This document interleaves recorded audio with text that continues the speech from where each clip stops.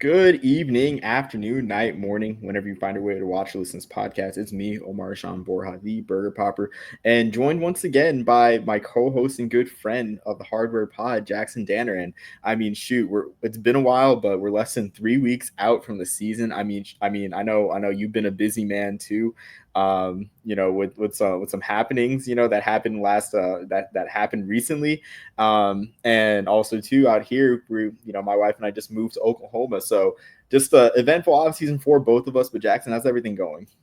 I've been tied up with some happenings that have happened, as you put, so well put. But yeah, dude, no, it's been good. I feel like every off season, the anticipation for me just gets greater and greater. Like I've never looked forward to a season more than I have this year. And that I could say that last year and the year before that too. So it's just, dude, I'm ready. I'm ready for ready to start football. I've been doing some light draft prep for 2026, trying to get some names down to keep track of for this upcoming college football season too. We're going to talk about some fantastic FCS prospects that they made the Shrine Bowl 1000 list for a reason. The vast majority of the guys we're going to talk about today, right? So they're going to hopefully get the chance to, prove their names throughout the season and go to the Shrine Bowl back in Arlington on a Tuesday. That's going to be a whole nother conversation, if not different podcast for us, Omar. But yeah, dude, I'm excited. Yeah, me too. I mean, the Shrine Bowl, we love the Shrine Bowl. I think you especially more so lately because the talent level has gone up. Not that it was bad before, but I mean, the I talent thought level. you were going to go a different direction. I thought you were going to say because it's no longer the Reese Senior Bowl. I mean, the Panini Oh, Senior Bowl just doesn't have the same ring to it. I thought that's where you were going to go with that. But but both are true.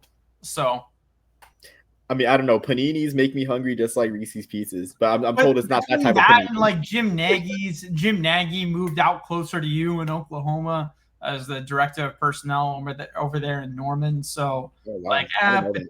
oh, really? Yeah. Jim Nagy's the director of personnel for OU now. So between the two, it's like maybe the East West Shrine Bowl is going to be my new favorite All Star game. Yeah, and I think that's a good segue to talk about how it is right now because I always love the East West Shrine game because of the history, but it's kind of becoming, in my eyes, a college football fan, maybe not you as someone who leans towards the pro evaluation side of things.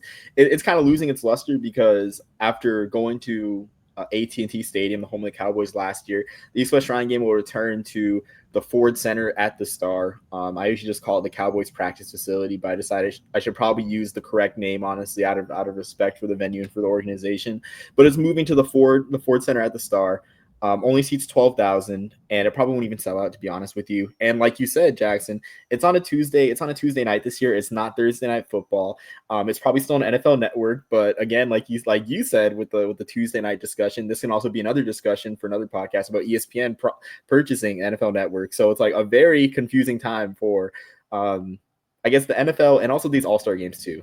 You're bringing up some really sore subjects for me. Like we're only like 3 minutes in, and you're already like rubbing in all these things.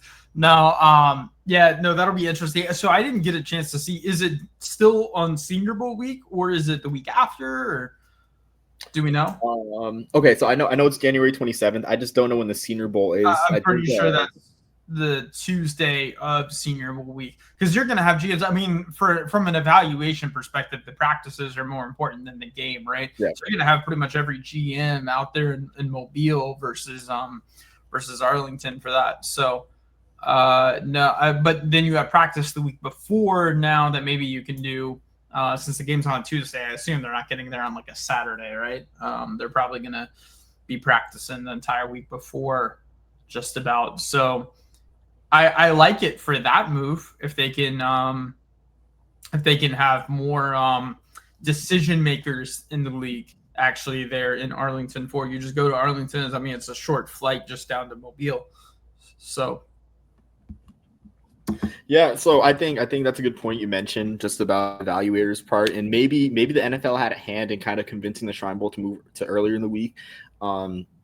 Earlier in the week and not the Thursday. I also think too, I'm not sure how I guess the Shrine Bowl bumps to the Senior Bowl would work. I think it's possible though, where you have someone playing in the Shrine Bowl on Tuesday and then they make it out to play on Saturday in the Senior As Bowl. an alternate for sure, and you hear some good stories about alternates really showing their dedication, drive, whether it's like driving through the night to make it, skipping birthday party, whatever it is to get out to Mobile.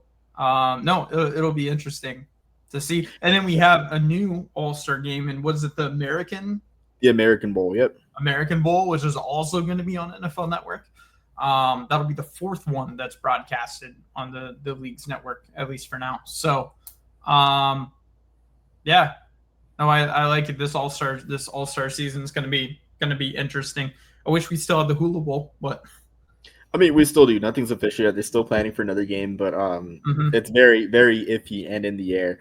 But yeah, I always love the Hula Bowl. This year was a bit weird. Honestly, no CBS Sports Network broadcast, but hopefully he gets back into shape too. I mean, they brought in Jameson Wong, always going to show love to the Ivies. They brought in Jameson Wong, the first Cornell Ivy League player since the great Ed Marinero, who finished second in the Heisman voting in 1972 out of Cornell. So that's a fun Heisman race, to think about. Maybe they're going to put the Hula Bowl with the ESPN Wide World of Sports at Disney World, like they did the pillow fighting championships and the paintball championships last week on the Ocho. Yeah, do that. I don't know. Yeah, honestly, it wouldn't be a bad move. Honestly, I mean, the Hula Bowl needs a broadcast partner in general.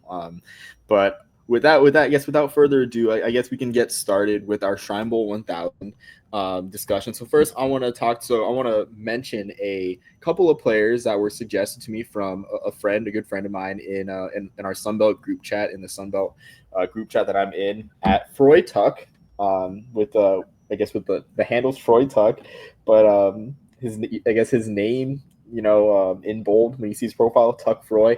So Froy, this is for you. He suggested we talk about Kentrell Bullock and Blaine Myrick. So watch a little bit of South Alabama football last year and what I can say about Kentrell Bullock at running back. I know you can probably talk more about him being from Ole Miss, Jackson, even though he got limited playing time at Ole Miss. Bullock's a smaller back, honestly. He's pretty efficient, averaged over 5 yards per carry last year. And I mean, there's plenty of guys that like that on this list that are efficient backs that average, 5 or so yards per carry, 6 yards per carry. Bullock's one of those guys too. I think the one thing I like to see out of Bullock this year is a heavier workload. He only got about a little bit over 100 carries last year. I have to check the stats again. But while I do that, I'll begin talking about Blaine Myrick. Blaine Myrick's an interesting prospect because he is a bit small for linebacker at 6'3", 226, but a guy like that, we've talked plenty of times about special teams on this podcast when talking about the pro potential of some guys. And Myrick looks like a guy that can easily thrive on special teams and parlay that into opportunities on defense. Again, 6'3", 226, but he had over 100 tackles last year for South Alabama. Just a great linebacker, a great smart linebacker, and would love to see him succeed in the league, of course. Not just because he was suggested for us to talk about, but South Alabama, interesting team, great offense last year. And they played in the IS4S Salute to Veterans Bowl last year, aka it'd always be the Camellia Bowl to me. But yeah, so just wanted to overview that for you. My friend Freud Tuck. Any remarks about Myrick and Bullock, Jackson? Well, with Bullock, I mean, I believe he primarily played really a special teams role at Mississippi State. Not at Mississippi State. I am so sorry, Bulldog fans, at Ole Miss. And then went over to South Alabama. I just went on his USAJaguars.com profile, and played 16 games for the Rebels. Then transferred right before the 2023 season. Played in 11 games there. Ran the ball for only 448 yards, but he only had 2 starts during that year. I'm curious. I should know a little bit more about South Alabama football, but are they more of a running back by committee type, or is he expected to kind of be, or they were maybe before, and now he's really expected to be like that number one piece? I know they've got, looks like they've got PJ Martin, and then they got in a transfer, Iverson Celestine, at running back. So I don't know kind of what their plans are as far as if it's going to be really all three of those guys getting reps in the backfield, or if it's really going to be Kentrell. Yeah, well, last year they had Fluff Bothwell, who transferred to, ironically, Mississippi State. So I guess it was going to enter the conversation anyways. Good old Klanga. But yeah, so I think it will be a running back by committee this year, and I think it will have to be because Gio Lopez did transfer, of course. Who was absolutely electric and lights out at times last year. So I think it will have to be a running back by committee, but I think that's only a good thing for Bullock's stock. 5'10", 205. I mean, he's a bit smaller, but he's got a sturdy build. Good for him to get a heavier workload for the pro scouts, and of course too, like it only helps in my eyes. It only helps the Senior Bowl to get more hometown players. So I mean, if he has a good enough year, I don't know who's doing the director of player. I forget the position. Acquisitions. I guess I'm saying acquisitions. Whatever, because that's what comes to mind. But the director of player acquisitions, development, or whatever for the Senior Bowl, like. I don't see why you wouldn't invite Kentrell Bullock after having a strong year. I mean, there's been other group of 5 backs that have had, I wouldn't say worse years, but less than spectacular years. Devontae Price comes to mind for FIU. I mean, during the pandemic, didn't have the most outstanding year, but was, had good pro potential and was invited to the Senior Bowl. So, I'm excited to see both those guys. And remember, for South Alabama, that obviously a new head coach, but they promoted from within with Major Applewhite, right? He was the offensive coordinator and quarterbacks coach. So it's not like you're having to start from scratch, right? They're going to keep the same offense. I don't know. I assume Major Applewhite was a play calling coordinator if he got promoted to head coach, but I'm not entirely sure on that. So I would assume they're going to run essentially the same offense. So it's not like you're going to have to, like I said, start from scratch. Yeah, exactly. So, I mean, and Major Applewhite has amazing experience, honestly, calling plays and even head coaching experience as well with Houston. We all remember Houston and then went to Alabama rehab like every fired football coach and for 2 years. Exactly. And then went to South Alabama. Yeah, I mean, when I think of Major Applewhite offensive-wise, I know it's not talking specifically about Bullock, but from the offensive side, I got 3 words: 2018 Derek King. So he should be in good hands, honestly. But yeah, I guess, do you have anything else to say about the pair of Jaguars before we move on with the FCS and below picks? I don't, aside from it's a great time to be a Jaguar fan. Yep. And just an exciting time for the Sun Belt too. I mean, you see on their commercials on game days that they have like the most like bowl bowl eligible teams of any conference or something like that. I can't remember. I was back before these 16 team mega conferences. But it's fun, and also they're the only conference that still has divisions, I believe, still, right? So that brings just another level of intrigue of winning your division, because that was how it was for every conference. I think it makes it a lot more interesting for the most part. So yeah, you can hang a banner, certainly. Yeah. Division sounds better than division champion runner-up. Division champion means something, at least in the Sun Belt, because it's not that it doesn't mean anything. It doesn't exist anywhere else. Yeah, exactly. So it should be interesting to see this year. I mean, if South Alabama can break through in the Sun Belt West this year. So going on to our player list for FCS and below for the Shrine Bowl 1000. Starting off with your quarterbacks, you got Jaden Craig for Harvard, incredibly efficient passer, only 3 interceptions last year, 20 touchdowns. I'm excited to see where he's going to go. I mean, of course, when you think of Harvard quarterbacks, you think of one quarterback in particular, Ryan Fitzpatrick, but Craig is amazing, honestly. And they've had a great run of quarterbacks at Harvard. I'm trying to think. I forget his first name, but Charles DePrima. Charles DePrima was a different type of quarterback, but was outstanding for Harvard. Moved to receiver, but they've just had a great run recently. Harvard's always gonna just play good football out in the Ivy League. Jack Strand from Minnesota State Moorhead. Derek Robinson for Monmouth, and Aiden Bowman for South Dakota. Well, we're gonna focus our discussion on Derek Robertson for Monmouth. For Derek Robinson on Monmouth, Monmouth has recently had great pro-level talent at the quarterback position. Kenji Bahar was a 2020 Hula Bowl participant and starter for the Houston Gamblers in 2022 and 2023, if you remember that. Recently had a stint with the Massachusetts Pirates, even though I believe he was benched for Talia Tungabailoa. I think key for this year, so starting off with the stats, he was amazing last year, had over 3,600 yards, and was lights out against FIU, threw for 360 yards and 2 touchdown passes, I believe. The only concern for Robertson is his lack of mobility. He had He has 56 carries for negative 138 yards in his career, which makes me ask a question too, because with the hype surrounding Robertson, great quarterback, threw for 1,000,000 yards last year for Monmouth. Reminds me of another quarterback from the Northeast. Yeah, it reminds me of another quarterback from the Northeast, Tim DeMorat, that had a significant amount of hype, threw for 1,000,000 yards in his junior and senior seasons, but really didn't get a pro chance. So, Jackson, I guess the question I want to ask is like, is the pocket passer going away? The kind of the statue in the pocket, those type of guys going away? I guess what's your read on Robertson as a quarterback out of Monmouth? It's definitely moving away. They're not extinct, right? But they're getting to be an endangered species a little bit.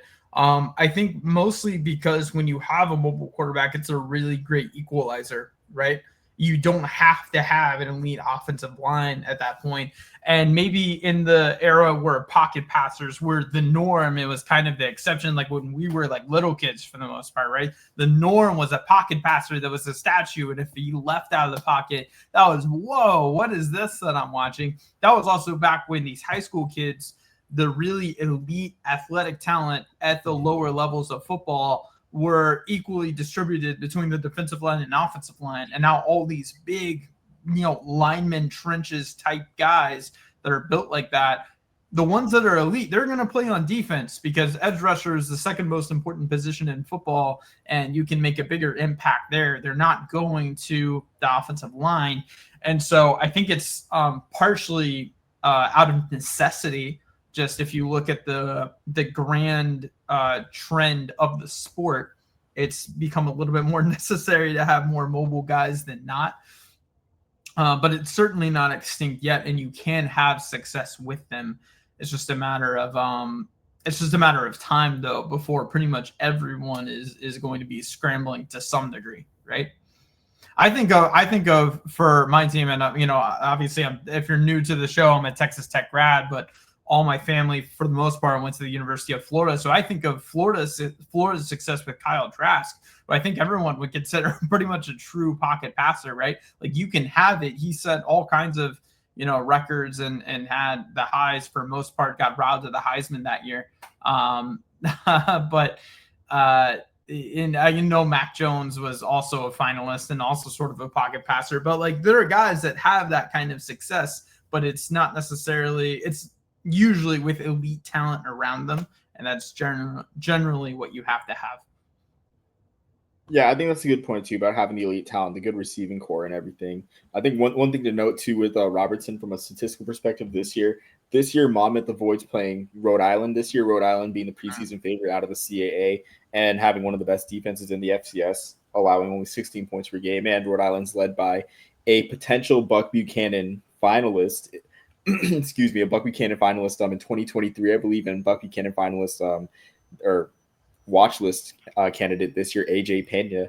So it should be interesting with Robertson. But I think that's a great point about the talent around, where it's like, the equalizer, where the more people that you commit. I guess having a mobile quarterback allows offenses to or forces defenses, to commit one more person to the run, a guy that wouldn't be there for the pass game and whatnot. So with a guy like Robertson, he's a pocket passer, so they don't have to be too worried about it. Like you kind of know what you're going to get with Robertson in terms of him dropping back in the pocket. I will say a great thing about his career trajectory is he's limited his mistakes recently. 2023, he had 13 interceptions. He brought that down to 6 interceptions on 32 more pass attempts. And just to correct my error earlier on, he threw for over 3,900 yards and not over 3,600 yards. So Derek Robinson from Monmouth, definitely a guy to watch out for there, and especially in the CAA. The CAA is very much a wide open conference, I do believe. I think positions 2 through the rest of the conference, the number 2 and 3 spot to the rest of the conference, is very open, and Monmouth has a very favorable schedule, so they could make some noise in the CAA this year. So Jackson, as we go into running backs, who do you want to highlight out of the Shrine Bowl 1000 for running backs at the FCS and below level?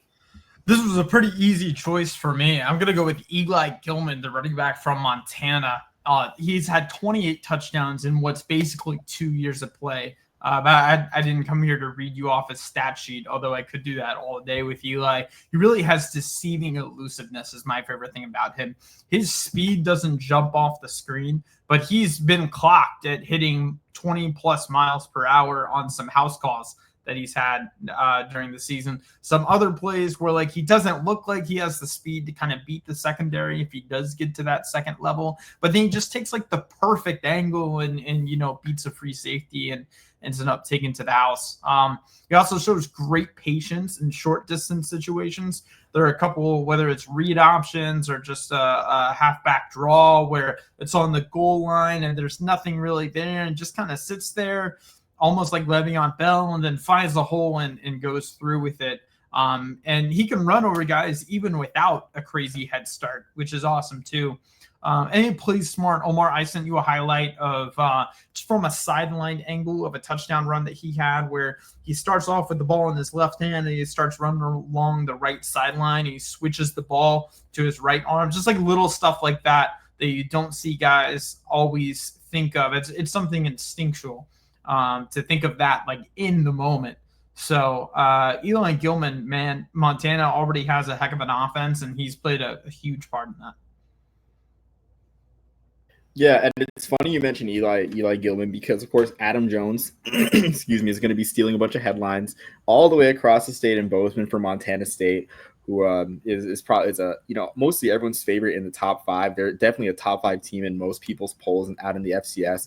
But I mean Montana, they got a very talented team as well. And I mean Gilman, like you said, like I think what's interesting too, and we'll probably touch on this conversation multiple times throughout this podcast, is in the portal era how a lot of guys are transferring up, I'm going to use air quotes, up to the FBS level because pro scouts are wondering, and I forget if it was an anonymous pro scout or if someone can be attributed to it saying like that we question guys that stay at that level instead of trying to challenge themselves.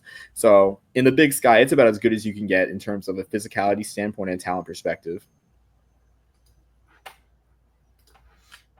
Yeah, absolutely. No, there's a bunch of guys on this list, but Eli Gilman is maybe I feel like probably the most likely to make it to a Walter Payton Award, possibly on this. Okay, that was my.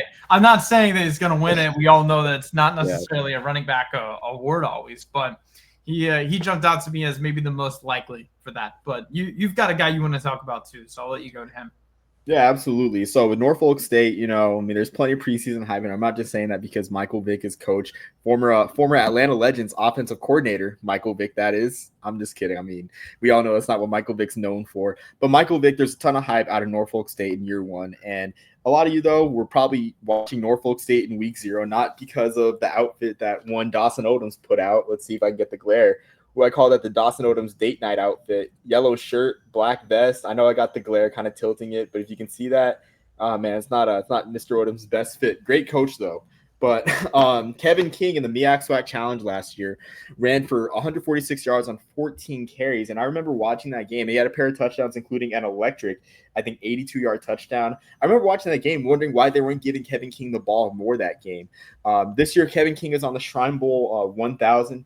I mean, Norfolk State, there's plenty of hype. And with the MEAC, too, the MEAC has had, North Carolina Central 2022, Howard 2023, South Carolina State 2024. They've had 3 different champions over the past 3 years. This year could be the same thing, too, where you have a 6-team league. The gap from top to bottom isn't the worst. So maybe Kevin King will find himself in the Celebration Bowl by year's end. But he's an efficient back, averages almost 6 yards per carry. Average almost 6 yards per carry last year, had 3 runs of over 50 yards and 4 of over 40 yards last year. I guess the cons against him are he doesn't catch many passes. He had only 6 receptions for 20 yards last year. But I'd like to think that Michael Vick's experience coaching the AAF, coaching kind of a pro scheme, will help open up those opportunities for Kevin King to catch balls out of the backfield. Additionally, he hasn't had many extended looks against FBS teams in his career. Kind of talking about the point earlier about playing FBS competition. He has 11 carries for 43 yards in 2 games against FBS schools, especially including a 7-carry, 17-yard performance against Temple in 2023. But with that being said, he did perform extremely well against one of the best, if not the best defense in the MEAC, with 144 yards against the South Carolina State defense last year that allowed 118 yards and 3.4 yards per carry last year. And I think one thing that King has working for him is the fact that he's playing under a coach that has coordinated at the pro level before in terms of Michael Vick. And I'm not just saying that just because it's Michael Vick hype, but I do think that there is value in, that I think I don't know, maybe you know more in your studies of the scouting game, Jackson, but I think that there's value in a guy playing in a pro scheme, in a scheme that's like the pros, or has pro elements to it. And I'm excited for what King has in store this year, honestly, for Norfolk State. No, I absolutely am. And you're right. There is value to that. And even if there are plenty of coaches that know, that are on top of their stuff, that know what they're talking about, when it's a household name like Michael Vick telling you it maybe hits a little bit different, or maybe it's received a little bit better sometimes, because we're talking about like 18, 19-year-olds a lot of the times, right? They're not necessarily the best listeners in the world. So sometimes it means a little bit more coming from a guy like Vic, even if it's maybe similar or the same information that maybe would be coming from someone else. But I know we're only doing 2 running backs, but just honorable mention real quick for Edgerrin James, the running back from Howard. You might have heard of his dad, Edgerrin James, Pro Football Hall of Famer, Colts all-time leading rusher.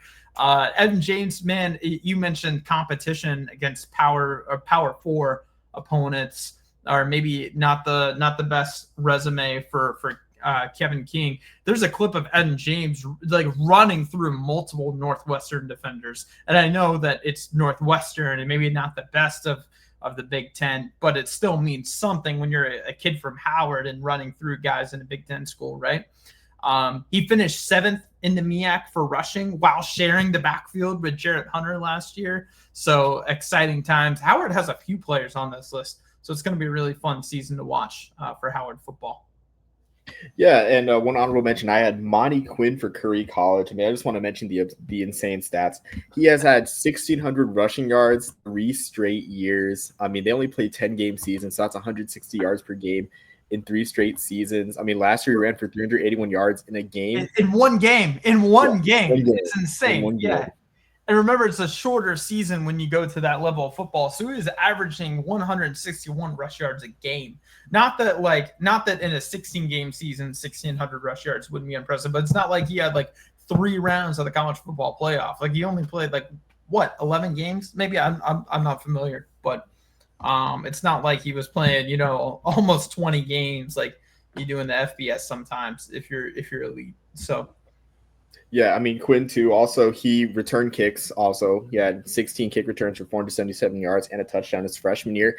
And Quinn kind of he intrigues me because in this new era where they're using the UFL kickoff, the XFL kickoff, where I wonder if you want a guy that knows how to navigate between tackles returning kicks for you, instead of a guy that's better in open space. So I would love to see Quinn returning kicks, honestly, and getting some looks in the backfield, even if it's in the UFL. One thing that made one of my favorite parts of the UFL season last year was Jada Byers getting some playing time for the Memphis Showboats, a guy that us who cover lower division football knew about Jada Byers, knew the type of back he was, and if the UFL is a first step for guys in smaller schools that are absolute workhorses that can tote the rock 30 times a game, like Quinn has done on multiple occasions for Curry, I'm all for it. If it means that these guys get their shot in the NFL. 100%. Absolutely. We'll move on to wide receiver. I'm going to highlight Jones Fortillon, wide receiver from Jackson State. He had a couple great one-handed catches on highlights last year against ULM, against Alabama A&M that you might have seen on Twitter. But at 6'5", 200 pounds, he is a jump ball specialist. He led the team with 11 touchdowns last year, including 2 in the Celebration Bowl. He's impressive in the yak game as well. There are times where they just find a way to get him the ball. It's pretty obvious from the play design that they were just trying to get it in Fortillon's hands. And he does more with it than you would kind of imagine based on where he is on the field. He's definitely one of those guys from Jackson State that they pulled elite talent with Dion, right? Obviously, we all know Travis Hunter, but Fortillon's one of those guys. He had offers from FSU, Indiana, Miami, Illinois, Pitt, UCF, like a bunch of FBS schools. And then he committed to Jackson State in 2021 with Dion. Then Dion left, and he chose Jackson State again with TC Taylor by not transferring and still having a ton of success. So I just on his style of play, I would love to see him a little bit more in the return game, just based on how he navigates space. My only knock on him, he could improve maybe a little bit more in the route running. He has the measurables and the athleticism to make it to the next level. I mean, his jump balls are just so impressive. But if he can maybe get more of that footwork down and then combine it with what he already has and the yak game and the jump balls, dude, he's really a force to be reckoned with. So Yeah, absolutely. I mean, the Jackson State offense will be something to watch with Jacobian Morgan, a guy who transferred from the Power Four down to the FCS, down to the SWAC, having an amazing year for Jackson State. And I mean, it's a great system. TC Taylor is an amazing coach, and I'm excited to see what Fortillon does this year. And I mean, yeah, like 6'5", 200. You know, if you can get some bulk on him too. Not saying he's not bulky enough now, but I mean, if you can get some more bulk on him, it would definitely like help his game out a lot. man, there was one catch that I was like, man, that looked a little like Mike Evans. I just looked up the measurables. Fortillon 6'5", 200. Mike Evans 6'5", 225. Right. So he just puts a little more bulk on him. And you can really, because that's what Mike Evans is. He is that. I know he doesn't have the OBJ catches necessarily, but like, dude, you toss it up to him, and if he's not double teamed, he's usually going to come down with it. That's Fortillon, man. Like, he really has some really elite catches, and like we already said, he has the measurables. Just maybe put a little bit more weight on him, and he's got that type of body. Yeah, I agree. I'm excited to see how he does this year. So going on to my selection, I got Dylan Wheeler for St. John's, Minnesota. Of course, St. John's in Minnesota, known for John Gagliardi, the coach that had been there for over 50 years, legendary coach, and the Player of the Year trophy in Division III is named after John Gagliardi. That program's still doing great out there in Minnesota. Wheeler is probably one of the most fascinating prospects, if not the most fascinating prospect on the whole Shrine Bowl 1000, honestly, where he had 88 catches, 1,164 yards, and 21 touchdowns last year for St. John's. But the biggest catch of all is he only played 1 year of high school football. Basketball is his primary sport, and I think it's great because this shows. I don't think he'll get drafted. I think if he gets drafted, of course, he'll be a lower round guy, but it's a low risk, high reward guy because if you think about the basketball players that have become great receivers, like Julius Thomas, Antonio Gates, I guess great pass catchers, I should say. Julius Thomas, Antonio Gates, Jimmy Graham. Those guys were very low-risk prospects, right? But you get a guy like Dylan Wheeler, who's, has a lot to learn in the game and can get him some reps in the preseason, get him some reps in summer camp. I really see the potential being great, honestly. And even a guy he reminds me even a guy like Chris Hogan, a guy that didn't have much pro experience or didn't have much college experience playing football, but played lacrosse, right? I mean, the athleticism, the different type of athleticism required to play other sports can put him at an advantage or puts him at an advantage against other defensive backs. So I'm excited to see how Wheeler does this year. I mean, I know the Division III levels had some amazing receivers recently. Andrew Kaminsky comes to mind. That man had, I think, 1,700 yards and up 20 plus touchdowns for North Central a couple years ago, played in the Hula Bowl. So I'm excited to see Wheeler too, because there's some really crazy stat lines that come out of these receivers out in Division III. And the crazy stat lines are maybe not what gets them drafted or gets an eye on them, but it's maybe what gets you to turn on the tape and maybe start a conversation, right? Which is why stats can mislead, but if it gets you to turn on the tape on some of these guys, that can really help. So we'll move on to tight end. I'm going to go with Chris Corbo, the tight end from Dartmouth, second in the team in receptions last year. Paxton Scott led the team who graduated. So it's really Corbo's time to really take on maybe a new role in the offense where you can maybe put the tight end first a little bit in the receiving game. But no, he had 7 touchdowns on only 32 receptions last year, only 1 drop, which is awesome. Just his body control and his awareness is what's really the best, or his best characteristics. Like I said, only had 1 drop. There are times where, he's close to the sideline, really shows a lot of spatial awareness of where he's in. He's got a great toe tap touchdown. I forget who they were playing. But it's just, he just put his foot down at the perfect moment, knew exactly where he was. And he's an Ivy Leaguer, right? So you would expect him to be smart, but it really translated to the field for sure. Yeah, and so too, the good thing with Corbo as well, and I think this is a good segue to the tight end, to the other tight end that's on this list from FCS and below. Playing in Dartmouth, that tough run scheme, they could run that great shotgun running scheme with a lot of inside runs from the quarterback position. Corbo is going to get his face mask dirty, run block very well. So I think that's another plus too, but also just a great red zone threat. And like you said, the one drop, I'd be hard pressed to find a receiver with 30 plus catches in just one drop all across America at all levels of college football. So, we show love to the Ivy Leagues on this podcast, but Corbo I'm excited to see, and I'll have an extra eye on Corbo. I actually just, whenever I watch Dartmouth, I focus in on their run game because I find the Tevin system, rest in peace to Coach Tevins, but that system has gone down. The passing was better this year, but I just find it so interesting. His system, the run game was just so creative and just so efficient too. So going on to the other tight end, the tight end that I'm selecting. So Reed Breckheimer for Carroll, great tight end. And I think he's another fascinating prospect just because of his versatility and his ability to convert to fullback. You look at the film that's available of him. Shout out to Bryant Godwin, someone that I follow on Twitter, posts all 22 cut-ups of a bunch of prospects, FCS and below. Definitely follow him.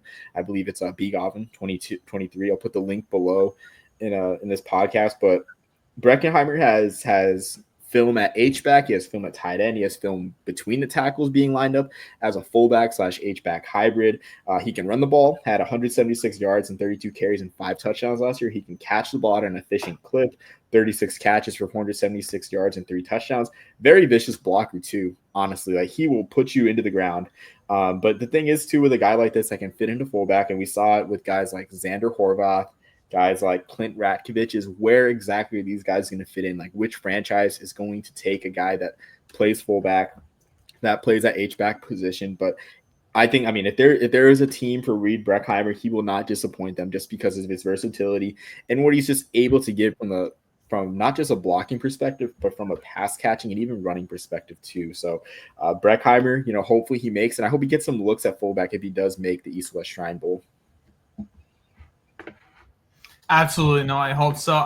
Those were the only 2 tight ends on the Shrine Bowl 1000 list for FCS and below, right? So hopefully they can both make the roster. But at the very least, tight end is a very, I feel like the skill set translates at the next level, right? I feel like it's one of those positions where it's really reliable. The tape that you can put on, because you're really, you have to see the field. I'll never forget George Kittle saying, like, you have to see your half of the field that you're lining up on like a quarterback, right? Because you're responsible. You have just as much say in the protection as linemen, just as much say in the route running as receivers, right?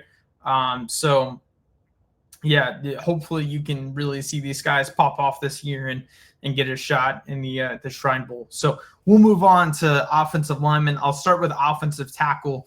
Now, if there's one guy that I had to say that we would talk about, like, of all the all FCS and below team that we're kind of making today based off of this list, if there's one guy that I had to put at one, I would say it's Titan Fleshman, the tackle from Montana State. He's ranked the 21st offensive tackle by PFF, 13th best run block grade out of 563 tackles, according to PFF. He decided to come back for another year at Montana State instead of entering the draft or the portal for that matter. Just scouting him, man, he just has powerful hands, loves getting people on the ground, active feet while driving people back. In the run game, he's really impossible to stop. He was one of the biggest reasons that Montana finished with 295 rush yards a game on average, 60 yards better per game than the next best team. So it was a huge get for getting Titan back. And I believe Montana State also has a few other returning starters on the line. So expect them to kind of repeat that dominance that they had up front on the offensive side of the ball. But man, Fleshman, just an outstanding prospect. Look for his name to get drafted next April as well. Yeah, I definitely agree. Montana State runs a great scheme, as we talked earlier a little bit when talking about Bell Gilliam from Montana. Gilman from Eli Gilman from Montana.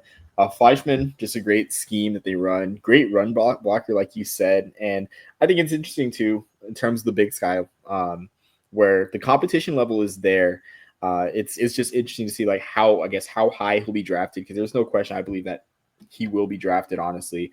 But just great competition at the Big Sky level. And like you said, like the run blocking grades, I'm not sure how much scouts love run blocking grades, but 13th best out of 563 is an amazing clip, honestly. So, I'm not as much with the analytics, but the nerd numbers, are tracking Pretty very. good. Last I checked, like 13th is pretty high in the context of like 563.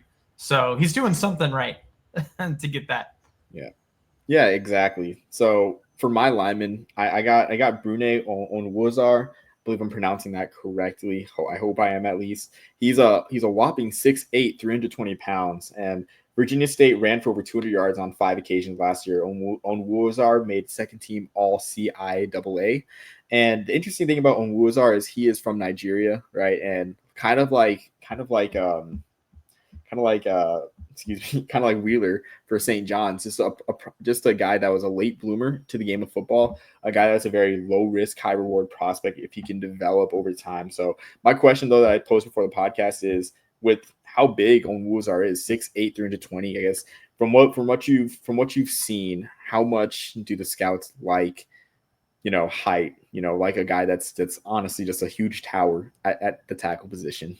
I'd be really curious to know his wingspan, because I would think as excited as you are about the height, the wingspan you would be equally excited about, depending on what his wingspan is. I don't think we have. I mean, we very rarely have that for underclassmen, much less for FCS football. So I don't know. Like I know that's really like 6'8", 320 jumps off the page for sure. But I'd be curious, is that proportional, like with his arms? How's his play strength? Is he just disproportionately like long legs? I thought that would be a bad thing necessarily, but I'd be kind of curious to just see like his build. But man, the potential is there if he has the athleticism to back it up, and if he's not like stiff, right? Like if he has trouble kind of getting into his set just based off of stiffness, that's a whole nother thing. Then that's obviously maybe his height can play a negative. But it's certainly like not a rock that you wouldn't leave unturned, so to speak. You would have to take a look, right? Just because of how exciting that is. So yeah. So one more note though, I just found on Wuzar. Our notes had him as Brune. It's pronounced Bruno. I apologize for that. Bruno on Wuzar. So interesting note is he played in his first game at the age of 21 in 2020. wow. In 2022, the Richmond Free Press, I'm reading a story from 2023 from the Richmond Free Press, and this story has him at 6'10", 329. So, I'm very fascinated with Onwuzar, honestly. And if anything, too, a guy that can get quick out of his stance has a value on special teams with block kicks. If anything, too, if they can figure out at the very least how to get him in the middle of a line, able to block kicks and get his hands up. I mean, I'm excited. If that's what gets him on a roster and gets him to develop as a tackle, I'm all for it. I mean, you saw Florida tried out the basketball player that's almost 8 feet tall just for blocking kicks, right? Like if Virginia State could try and get him on the other side, just imagine him lining up across from the long snapper and just doesn't even have to jump, just put his arms up and see what happens. I mean, Onwuzar played basketball too, so that's what kind of yeah. So we will see, but definitely a very great prospect too. I mean, and he had spent 2 years at community college. He had spent some time at community college playing basketball, and a coach there had convinced him, or a coach at Virginia State had convinced him to play football. So very fascinated with Onwuzar. And it seems like he's coming along well, honestly, for him to be second team All CAA in just his third year playing football ever. Like, amazing. Yeah. I'm excited. Just his stamina alone, can't be that bad if he was playing basketball. I mean, he could be playing pickup ball at the YMCA and like, okay, at least he's not like shot after like a couple reps, right? If he's playing basketball of any kind. So moving on to the interior offensive line, starting at guard, I'm going to go at Langston Jones, the right guard for Lehigh, 45th best pass pro grade, according to PFF. He had offers from Coastal Carolina, East Carolina, and chose Lehigh, obviously, at the end of the day. Lehigh ranked first in the Patriot League and 12th nationally for rushing yards per game. Langston was a huge reason also that they had their first 1,000-yard rusher in 7 seasons in Luke Yoder. And his family, it's, they know a thing or two. His dad was actually drafted 62nd by the Atlanta Falcons in the 89 draft. Played running back, had 6 rushing touchdowns in his 4 years in the league. So he is not a newbie to the game of football, unlike the previous prospect that we just broke down. So Yeah, I mean Langston Jones too with Lehigh. Lehigh. I mean, I think what's interesting about the Patriot League is there are just so many great backs coming out of the Patriot League. Out of a recent memory. I know Lafayette had a great back a couple years ago. Holy Cross had a great pair of backs along with Matthew Sluka running the ball. So of course, what do you need for great backs? Great offensive line play. And so I think it's great that guys like Langston Jones out in the Patriot League are getting attention because the play is physical. There's great offensive line skill. And it's interesting too that he had offers from Coastal Carolina, East Carolina. I mean, Lehigh Education, one of the best engineering programs in the country. I mean, has a great value. So, it's good to see stories like that in this day and age. What you got against Coastal and East Carolina educations, Omar? They're not in the Patriot League. That's for certain, Jackson. They're not in the Patriot League, and that's all I'll say with that. You are absolutely correct. Did you have another guard, or do you want to go over these centers that we've got? No, I just wanted to briefly mention Samuel Garcia from Davenport. I think Garcia is an interesting prospect. Size-wise, he's 6'6", 315 pounds. At guard for Davenport out in the D2 in the GLIAC, the Great Lakes Intercollegiate Athletic Conference. And I think it's interesting because for when you think of that conference, the GLIAC, you got Grand Valley State, great program, and you got Ferris State. So in terms of great competition, great showcase games for him for scouts, I think those 2 games will be great games for him to show out. I mean, he's got great size at the guard position, so.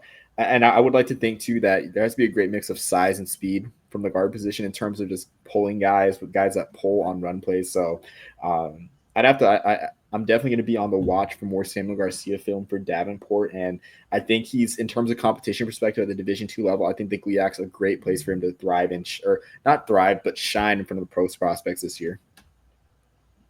Absolutely. No, most definitely. We talked about tight ends kind of translating to the next level, even more so for linemen, in my opinion, or just really anything on the trenches on both sides of the ball. Production at both sides really translates. It doesn't make sense because the athletes obviously get better the higher in level of football that you go. But it's really one of the easier positions to figure out what's gonna move on to the next level and what's not as far as from a skill set. So now there's only one center on this list. It wasn't even a center. He was a starting tackle for the past 2 years. And Natiho Oliveri, the center from Penn, like I said, starting tackle for Penn for the last 2 years, listed as a center on the Shrine Bowl 1000 list. So don't really have too much to say about him as a center because there's no tape out there for it. Although one center that I just stumbled upon that was not on this list on Twitter that I wanted to give a shout out to, Mason Gregg from Newberry College, 52 reps at 225 pounds this offseason, which, I mean, imagine if he did that, if he somehow got an invite to the combine and pulled that off.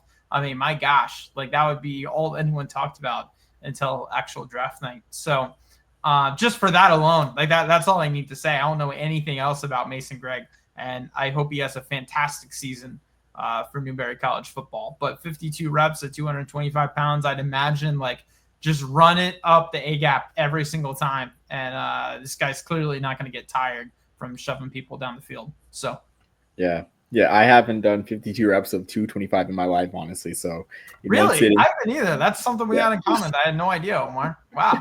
Yeah. So just in general, wow, that's just it's crazy that he's not on the Shrine Bowl 1000 just for that alone, with how much guys like the combine.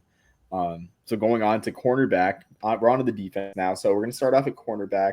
So I guess the inverse, we kind of talked about linemen, but for you people that like the skill positions, we're back to skills. So I want to start off with Jalen Jones for William and Mary. William and Mary just being just a great program, just on a roll, honestly, out in the CAA recently. They're going to join the Patriot League next year, but they have Jalen Jones, honestly a shutdown cornerback. And when I think about the quarterback position, I think about guys that you have your shutdown cornerbacks. You have the guys that will take center stage, make plays, the game-breaking corners, honestly. Guys like Eric Allen, the guy, who was recently inducted to the Pro Football Hall of Fame, set the record for most pick sixes in a season with 4. 54 career interceptions over the course of a very great career. A guy like that is a game breaking corner. Jalen Jones, in my eyes, is a shutdown corner in every sense of the word, because you look at his interception totals, they aren't impressive. I'm not sure what better word to use, but impressive. But every other bit of his film, every other bit of his stat sheet is impressive, because he had 20 pass breakups last year. 2 interceptions and 20 pass breakups. And Jones is just very physical. I mean, a lot of the footage I saw of him, the game footage provided, of course, by Brian Govin, on his page. Just Jones had, he would pretty much staple receivers to the sideline, give them hardly any room, and hardly any separation, and just play really physical. Just give him hardly any room to breathe. Good hand skills at the cornerback position. He shines in press coverage. He plays up on receivers, honestly. Like, he goes step for step, and he's very physical. I mean, and also too, in addition, you think of corners, you don't really think of great in run support, great in the backfield, but Jones will overpower blockers to get in the backfield, disrupt screens, make tackles on the edge. So I'm excited for Jalen Jones as a corner, for this year, for him to have a great year at corner, for him to rack up even more pass breakups this year. And I have a feeling that, honestly, that I think he'll be a non-factor on the stat sheet, because teams in the CAA are going to be scared to throw to him. This is his fourth year in the league. Fourth year in the league. They know that Jones is a force to be reckoned with. And also too, I mean, I think you mentioned too, he has an impressive track background as a state champion long jumper. I just saw you add that to the notes too. So speed, grit, I mean, physical play. I really think Jones is going to be a sleeper in terms of in the cornerback position in next year's draft process. And we've seen success come out of the secondary from the CAA, right? With Isaac Waxter, who's now playing for the Seahawks now, right? So it's not like there aren't any eyes on him either. Like, if he shines, and Waxter played very good, but I would say like Jones is better off of the little that I've watched of both. I would just, at a glance, I would say Jalen's played better.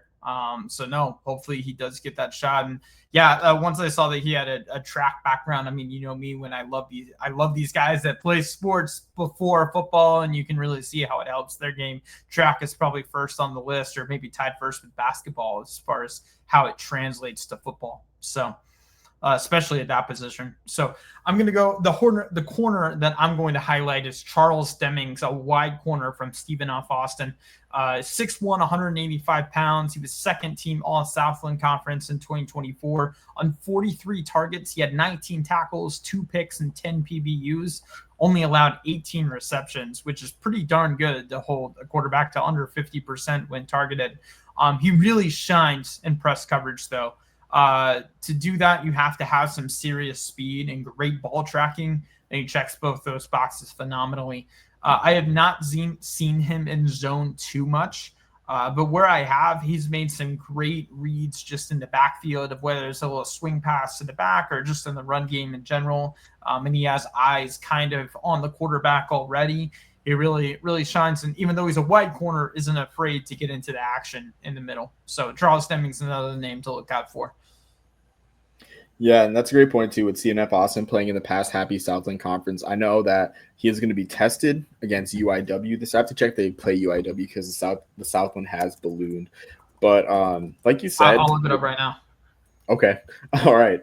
Let me switch tabs again. But yeah, like you said, I mean, only allowed 18 receptions to 10 pass breakups. Reminds me of Jones, right? Where pretty much takes receivers out of the game, and that in my opinion is a shutdown corner, right? And that's not to say that the game breaking corners that get the interceptions, get the pick sixes are tested because they're unproven. It's just, for sure that guys like Demings and Jones are going to take your receiver out of the game, and I think that might be more value than having a game breaking corner. So Demings definitely will be one to watch. While you pull that out, Jackson, I'll just briefly mention Dathan Hickey out of Youngstown State. Another intriguing prospect, just because of his vast experience in college football. He began his collegiate career in 2018 for Yale. And if you remember, in 2020, the Ivy League did not play football at all. Of course, he stayed at Yale. He got injured, I want to say, in 2022. Then he transferred to Youngstown State, and then he got injured last year for Youngstown State. So this will be technically his 8th year of eligibility. in college football. So it's just interesting to see a guy like that just continue to stick with it. So a guy that's experienced has played plenty of football for Youngstown State, but Dathan Hickey, began his college career in 2018. Absolutely crazy.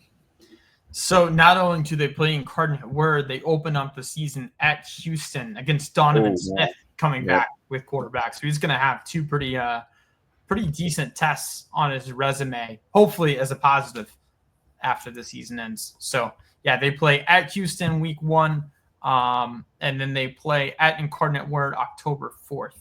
So yeah, so I don't think Smith's coming back this year. I think I remember seeing him in the Tropical Bowl. Sure. Never mind. Yeah, I remember seeing him in the Tropical Bowl this year, so I had to check on that really quick. I'm not sure who their quarterback is going to be, but yeah, Houston, of course. I mean, it's a Power 5 team. It's going to be a tough game, of course, for Stephen F. Austin.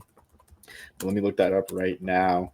Well, I guess while we do that, going on to safeties, Jackson, I guess the safety that I want to showcase is Ty Bartram for Harvard, of course, knowing our love for the Ivy League. 4 career 10-plus tackle games, including a 16-tackle game against Dartmouth last year. And, of course, I mentioned Dartmouth playing the physical scheme that they have where they love to run the ball. They love to run the ball downhill. They have really great quarterback run game.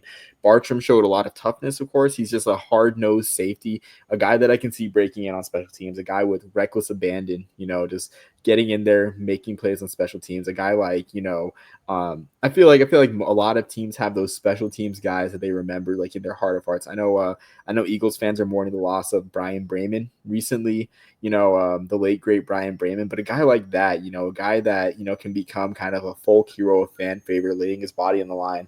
I can see Bartram being that guy on special teams, just making great plays and coverage because he's just not afraid to get his nose in there, not afraid to get dirty. So I'm excited to see Bartram make plays on defense, just make a lot of tackles too, and also just make more plays in the pass game too. I know he doesn't have as many interceptions, but I think his true values as a tackler and playing downhill in the run game.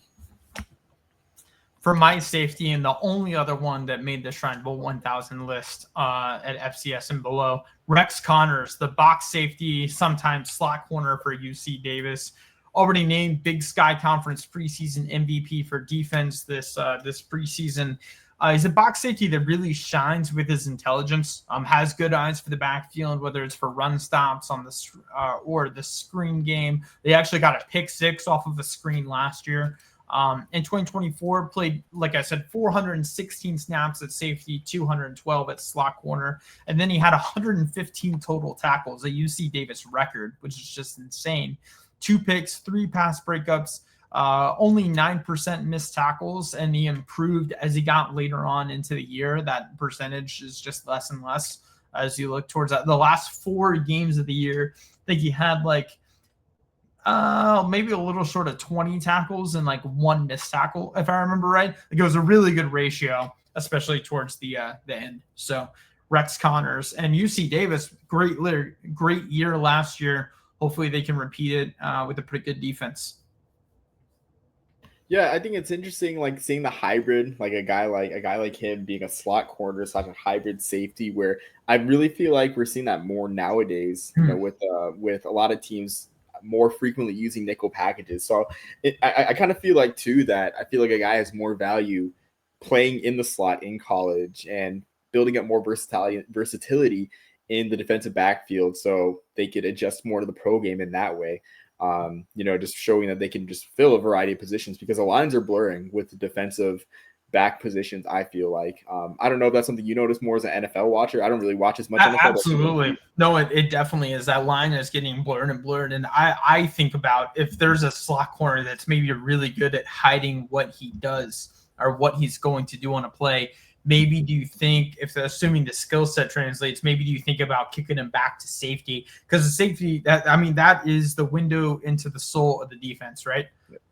So if you have a guy who can play safety, is really good at disguising, maybe you kick him back there, right?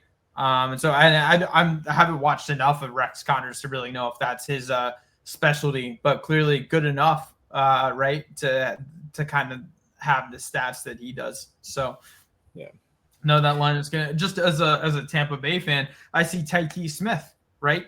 getting moved in. We played him exclusively, even with all the injuries at outside corner. We had him exclusively at slot corner, and now being moved back to safety this year. So, no, that line is getting blurred and blurred.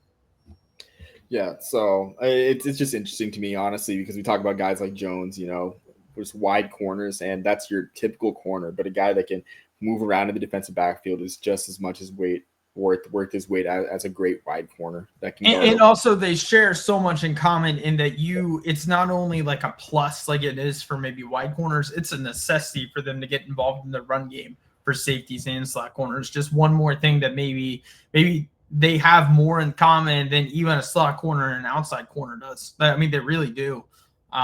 So it's just another aspect of the game that is completely different. Because if a wide corner doesn't tackle or he's not good at it, man, if the coverage is good enough, that's not going to be a deal breaker for you. You may not love it, but if he can play, if he's a dog, then like you can just put him on the outside. That's impossible for a slot corner. You're going to need him to get involved, and same thing with safeties too. Yeah, exactly. So going on to the middle, or staying in the middle of the defense, we're going down to linebackers, mostly middle linebackers too, because I know we have edges as well. So there's only 2 at the FCS and below level on this list. So I did my homework on Eric Hunter for Morgan State. Hunter is an interesting prospect because I don't think I've really seen his physique, his body type from the linebacker position, being 6'4", 210 pounds. I think it's a good build for pass coverage, just getting in the way, getting in passing lanes, just being tall and just disrupting it that way. Also, though, his health might be a concern, though. His health, he missed all but 2 games last year, but he's a very ferocious tackler. He will lay down the lumber on you.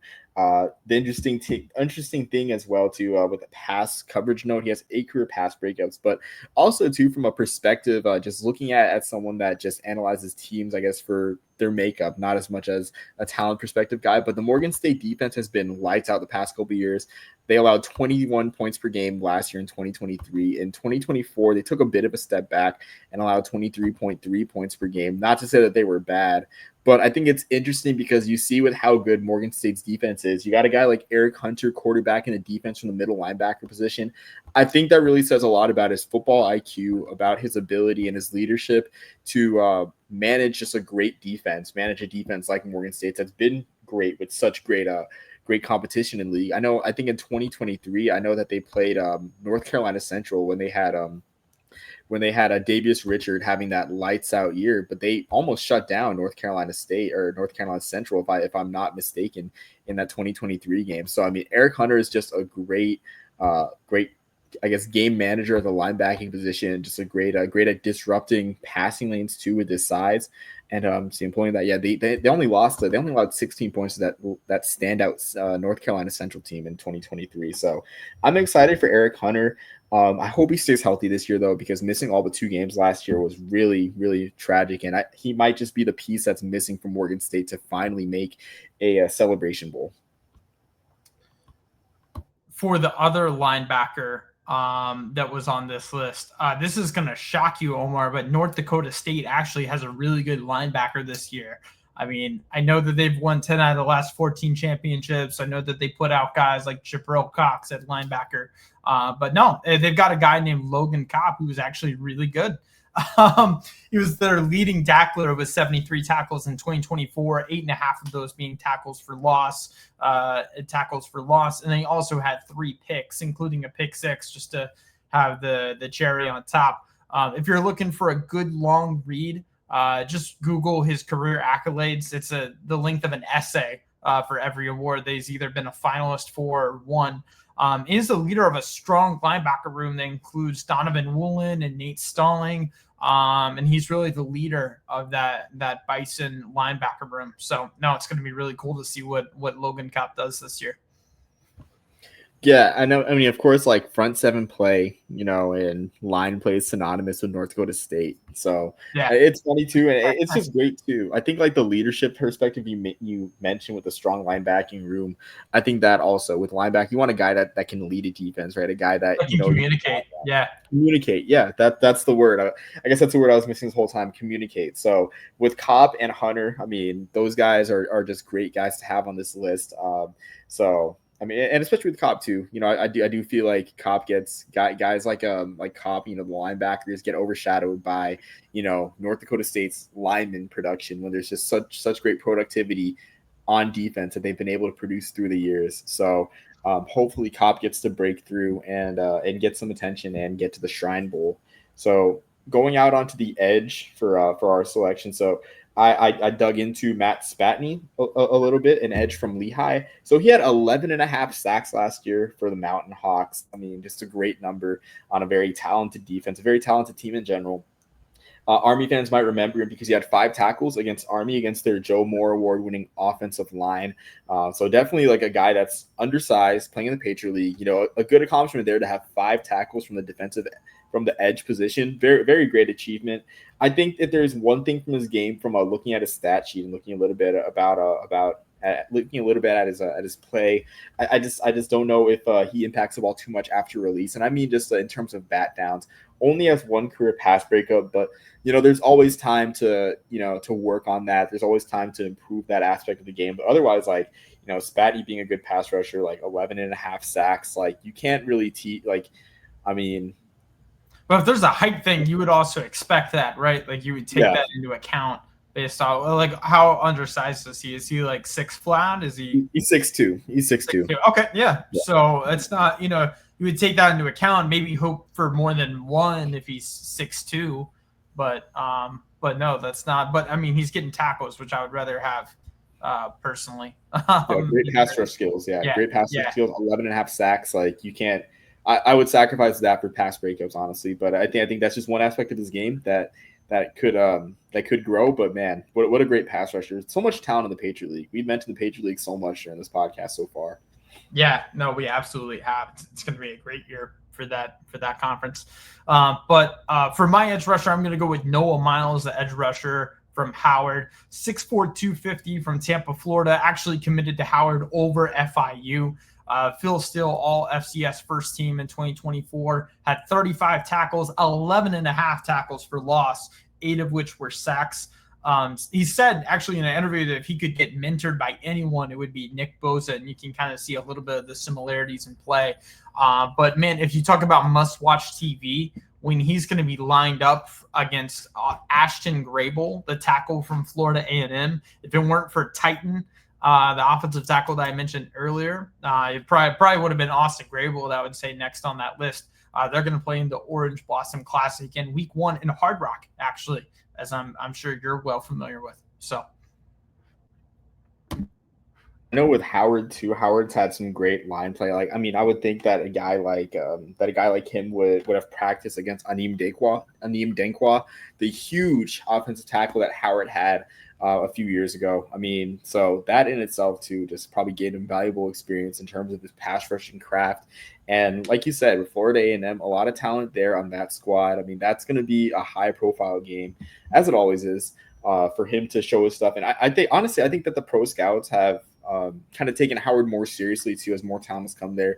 I know Ian Wheeler had a preseason look for the Bears a couple years ago. Or either last year, I want to say, and of course, Dankwa having time with the Washington Commanders. So definitely a lot of pro talent there, pro caliber talent at Howard developing there. I mean, what a great job, what a great turnaround for that program. So going on to interior defensive linemen. So the guy that I chose to do my research on was excuse me, for Western Colorado. He is 6'5", 265 pounds. He's a guy that looks like he'll fit in a 4-3 scheme. I mean, he is a bit small, but he fits in a 4-3 scheme where there's more meat in the middle of the line. He had 12 sacks and 24 and a half tackles for loss last year, and 24 and a half sacks and 45 tackles for loss in his career. He led the nation in tackles for loss for the Division II in 2024. Just something astonishing for an interior defensive lineman. Perhaps most interestingly enough, he has 3 career block kicks, so has that impact on special teams. And just going to take a moment just to pause here while Jackson comes back. So yeah, so Jackson, I know I just mentioned, I know you had to take care of something really quick around the house, but Ricky Freeman, just long story short, smaller guy, nation's leader in tackles for loss last year. Just staggering stats for an interior defensive lineman. A bit small, can seem in a 4-3 scheme, but 3 block kicks in his career can probably make an impact on special teams right away. I think he's a very interesting prospect, honestly, and I feel like guys like Aaron Donald. I'm not saying that Freeman's going to be the next Aaron Donald, but I feel like guys like Aaron Donald have shown that technique over size can make up for a lot of gaps. Makes a world of a difference. Yeah. Every single day. Yeah. So I'm excited for Freeman. Those stats are insane for an interior defensive lineman. 24.5 tackles for loss in a year. I've just never seen that. For my interior defensive lineman, I'm going to go with Caleb Proctor from Southeastern Louisiana. His bio on Twitter is simply, quote, run stuffer. And it really couldn't be more accurate. In 2024, he had 49 tackles, including 16 solo, 6 TFLs, 4.5 of which were sacks and a fumble recovery. Really, the game that really makes you fall in love with him is against Tulane. He lined up all over the defensive line and forced 6 tackles, then he recovered a fumble against Southern Miss, so he's really shined against some FBS competition. His ability to get off blocks is his best trait, and then unlock some of these guys that you can watch shed blocks. He actually has unlike some of the guys that you watch that can really shed blocks, he actually has the speed to really chase down quarterbacks too, because there's nothing more infuriating when you're watching football and there's a guy that makes a great shed of a block and then just like can't chase down the quarterback, so it was all for nothing. And that's not the case with Caleb. So hopefully he has the kind of success that he's had and builds off of it this year. Yeah, I mean, absolutely. Like you said, I mean, the 6 tackles against Tulane for interior defensive linemen, like that's incredibly impressive too. Like kind of like with Spatney, just a tackle total. Like we overlook tackles, getting tackles at the defensive line position. It's not easy. I mean, as the play progresses to the second level in most cases, but that's just amazing. I'm impressed too with that, honestly. And moving on to everyone's favorite part of the program, and I'm sure the reason why all of you are listening, going over the special teams unit for our all FCS and below list. I'm going to start with maybe one of the players I'm most excited to talk about, and Jeff Yerk, the punter from Elon. In 2024, he had 60 punts, a long of 72 yards, which is just ridiculous. 25 punts over 50 yards, which is equally absurd. 19 punts inside the 20, and he averaged 47.8 yards per punt. Just a quote from his special teams coach puts it perfectly. Quote, he's almost like a mad scientist when it comes to diagnosing what he does and getting better at what he does. He looks at every little nuance of the process of punting a football. Jeff, you might be thinking, like, why is this guy playing at Elon? No offense to Elon. He actually did transfer to Pitt and then transferred back to Elon to be closer to home. And thankfully, punter is one of those positions where it's like you can't use the card of, lower competition to play. Like when you're punting a football, you're punting a football, man. Like it's not like they're using Nerf balls at Elon. Like, it will translate 100%. And he has not only NFL aspirations, but NFL talent. So, man, love Jeff Yerk. Hope he continues. I don't know how much he could improve. I feel like that'd be a little scary if he did. But, man, if he can hit another 25 over 50 yards, I think it's pretty safe to say he's going to be, if not drafted, a high-priority free agent this next draft cycle. Yeah, that's interesting you said, too, about how with punters, like, it doesn't really make a difference if you play Power 4 or FCS or Division 2 or Division 3. Like, you can kick the football. It's interesting, too, that he's I think an American punter from what I've gathered from the research. So it's like not so much the unique punting style of an Australian punter, but just more raw. I mean, because when I think mad scientist, like a special teams coach, I think about the Australian punters who have like different ways to rotate and tip the ball. But like with him, it's just, just getting better, finding like new things, maybe with like leg angle and whatnot, So it's great. He was actually going back to his high school days. He was actually like a varsity quarterback in his junior year and then moved to punter, if I remember right. So it's like this guy is like smart dude, loves football, loves watching tape, and brings that into being a punter, which is like, I mean, a lot of these Australian guys, like they barely know what football is probably until they're 18. I would imagine. I don't know. But they certainly weren't a quarterback and then moved to become a punter, you know? Yeah, exactly, which is just intriguing to me, honestly. So going on to the other punter slash kicker on the list. So Paul Geelan for Southern Illinois. So he began his career at William Jewell at the Division II level. 15 for 21 on field goals, 5 for 5 on 40 plus, which I found it interesting that he actually seems more accurate from longer range than he is from shorter range because he has 6 career missed PATs, and it didn't really say whether those were blocked or not. But 6 is a lot, honestly. But I mean, I'm not knocking Geelan for that. He's got great leg count on kickoffs, 40 touchbacks on 84 kickoffs at William Jewell. Last year at Southern Illinois, he had 24 touchbacks on 54 kickoffs. And so I didn't look at a game by game, game log. I didn't look at weather. I would assume weather would be a factor when you're playing against South Dakota State in the middle of November, early November. I mean, I'm trying to think who else. Probably just South Dakota State is the only team that's outdoors. Only one of the Dakota schools that's outdoors that would actually have have that be an impact. But 11 50-yard punts last year. Kind of like Yerk, he has a frequency just to boom at 50-plus yards. Just a great leg and a guy that reminds me, honestly, of, Thomas Morstead, a guy that can handle your punting and kickoff duties, where it's like if you need your kicker to focus solely on kicking field goals, he can do that. He can preserve your kicker's leg by, taking the handle on kickoffs, right? Or if he can be your place kicker and say your kicker goes down, then okay, we got a little guest star. If he can, we're joined by Layla Danner. But if your punter goes down and Geelan is your starting kicker, Geelan can fill that role, and we won't see disastrous kickers trying to punt as we've seen it in a few games. So I'm intrigued by. It's nice to have the option. It's nice to have the option that, like, if you have a guy go down, you don't have to use another roster spot or another, NIL slot to have a guy. Exactly. Yeah, so I'm intrigued by Geelan too. So those were just the 2 punters and kickers. I know you had a long snapper, not on the Shrine Bowl 1000, but I don't know what pro scouts look for in long snappers, but I always find that interesting, honestly. So I'll let you take this with the long snapper you included. So it's Dylan Calabrese, the long snapper from Illinois State, transferred from Western Michigan after the 2023 season. He got credited with 2 special teams tackles last year, didn't have a blocked punt all year, which is awesome. His great uncle was a pitcher for the Phillies for 5 years too.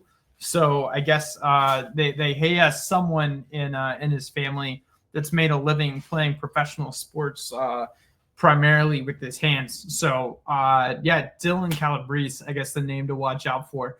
And for long snappers, just because no one's listening at this point, so I feel like I can mention it. There was is it Jake Ferguson, the long snapper? He's just moved on from the Dolphins. He was drafted out of LSU, Miami. I think so. Anyways, I remember Jim Nagy tweeting, like, it's very, very rare that, like, long snappers are on radars as underclassmen, but, like, as, like, a sophomore, like, Blake Ferguson was, like, having scouts, like, talk about him. For it's like, dude, what as a long snapper do you have to do to get, like, noticed when you're not in that draft class? Like, that's just insane to me. So I don't know. My mind doesn't work that way, but I really wish it did, and I'm trying to get it to work that way. But usually, the long snapper tape is usually the last that I watch. Just kidding, I don't watch it at all. I wish I had that kind of time, but. Yeah, I'm just trying to think, like you mentioned, like Ferguson. Like for me, the guy that comes to mind is Joe Cardona, the longtime Patriots long snapper that went to Navy. Where it's like, I honestly don't even know. Like I'm trying to just pull up scouting reports really quick to like see like buzzwords that they use for long snappers. But I would think that speed, and I guess speed, agility would, and just of course snapping ability, your ability to snap the ball well, of course. But I would think speed and agility would be the. You're really getting into the weeds of long snapping, the ability to snap the ball well, Omar. We're really. Yeah. I just don't know. I don't blame the East West Shrine Bowl for not having a long snapper on their list. I can't blame them. I can't blame them. But I had to just find someone. I can't leave like one position out when we went over everything else, right? So yeah, unless it's like a can't miss prospect, honestly, like Cardona seemed to be, or like Ferguson was. But that concludes our look at the Shrine Bowl 1000. Of course, like picking out the best players from every type of position takes a long time. We're now at almost an hour and a half, but we will be coming soon with a season preview kind of outlook. And I think we started when we started this podcast 5 years ago, or around 5 years ago. There's a San Jose State hype. I'm seeing on our 5-year anniversary of more San Jose State hype in the Mountain West this year. So maybe the San Jose State hype train will be refueled for this year. There we go. Yes, you see, our favorite oh man, I'm blanking on his name, his Instagram name, SJSU Duck. He graduated. Retired. Yeah, graduated. Not retired. Yeah. Graduated. Yeah. So congrats to him. Yeah, so I mean, we'll be talking about conference favorites, conference sleepers, just. But I love that the SGSU hype train is coming back like after Nick Nash graduates too. Like it doesn't. It's very counterintuitive, but. Yeah, exactly. So I mean, I guess just a little preview of what you'll see for our season preview. But after that, we'll be back, scheduled, weekly for the most part. And I mean, just going on with the season, So until next, so Jackson, I'll let you take the floor, and then we'll close out. That is it. Lila wants to keep talking long snappers, but it's about her bedtime, so she's gonna have to move on. But no, we tell her she's staring at the screen right now. We tell her she's not allowed to watch screens unless it's football. I don't want her to know that you can play anything else on that big black box over there. She just, hopefully she thinks it's just football that can be played. So. Yeah, I don't know if I'll have that same rule, but once I finally have kids. But until next time, everyone, thanks for watching and listening. And Lord bless you and keep you, make his face to shine upon you. And peace, love, and soul, everyone.